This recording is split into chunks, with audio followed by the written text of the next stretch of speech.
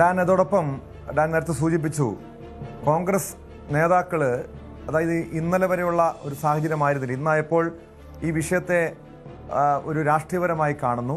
പ്രത്യേകിച്ചും തെരഞ്ഞെടുപ്പിൻ്റെ പശ്ചാത്തലത്തിൽ എടുത്ത അല്ലെങ്കിൽ രാഷ്ട്രീയപരമായി രാഹുൽ മാങ്കൂട്ടത്തിനെ വേട്ടയാടുന്നു എന്ന രീതിയിൽ ചില നേതാക്കൾ ഈ സംഭവത്തെ പ്രതിരോധിക്കുന്നുണ്ട്.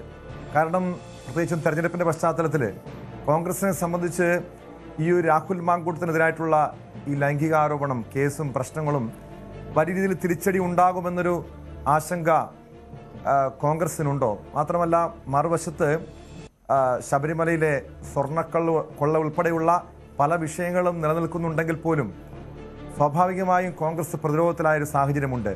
എങ്ങനെ ഇപ്പോഴത്തെ പ്രതിസന്ധിയെ മറികടക്കാൻ കഴിയുമെന്നാണ് നേതൃത്വം കണക്കുകൂട്ടുന്നത്?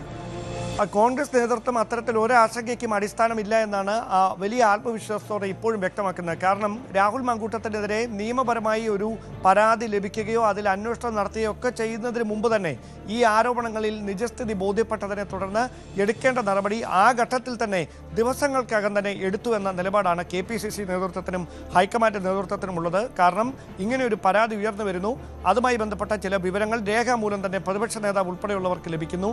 അത് പാർട്ടി നേതൃത്വവുമായി കൂടിയാലോചന നടത്തുന്നു.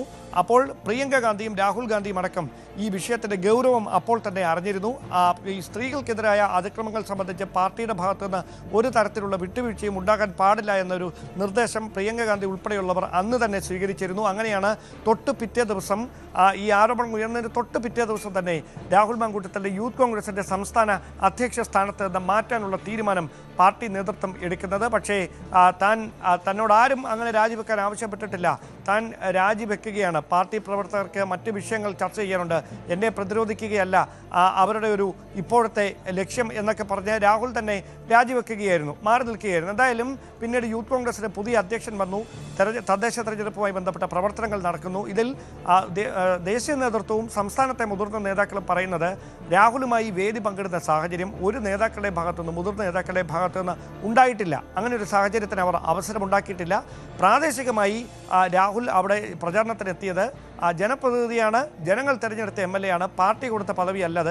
അതുകൊണ്ട് തന്നെ ആ ജനങ്ങൾക്കിടയിൽ തെരഞ്ഞെടുപ്പ് പ്രചാരണത്തിൽ തനിക്ക് വേണ്ടി പ്രവർത്തിച്ച നേതാക്കന്മാർ അവിടെ ഇപ്പോൾ പ്രാദേശികമായി മത്സരിക്കുമ്പോൾ അവിടെ പ്രചാരണത്തിനെത്തുക എന്നത് ഒരു MLA എന്ന നിലയിലും വ്യക്തിബന്ധത്തിൻ്റെയും പേരിൽ അവിടെ എത്തിയത്. അതിനപ്പുറത്തേക്ക് അത് പാർട്ടിയുടെ ഔദ്യോഗിക പരിപാടിയായി കാണേണ്ടതില്ല എന്നൊരു നിലപാടിലാണ് KPCC നേതൃത്വം അടക്കമുള്ളത്. അതുകൊണ്ട് ശബരിമല സ്വർണ്ണക്കൊള്ള അടക്കമുള്ള വിഷയങ്ങൾ വലിയ തരത്തിൽ തെരഞ്ഞെടുപ്പിൽ ചർച്ചയാകുന്നതിനിടയിൽ അതിൽ നിന്ന് ഗതി മാറ്റാനാണ് കോൺഗ്രസ് പാർട്ടി പ്രതിരോധത്തിൽ എന്ന പ്രചാരണം ഇതിൻ്റെ പേരിൽ നടക്കുന്നത് എന്ന വിലയിരുത്തലാണ് KPCC നേതൃത്വം അടക്കമുള്ളത്. എന്തായാലും തെരഞ്ഞെടുപ്പിന് ദിവസങ്ങൾ മാത്രമേ, ഒരാഴ്ചക്കപ്പുറം മാത്രം ബാക്കി നിൽക്കുന്നതിനിടയിലാണ്. തിരുവനന്തപുരത്ത് നിന്ന് ഡാൻ കുര്യനാണ് വിവരങ്ങൾ നൽകിയത്.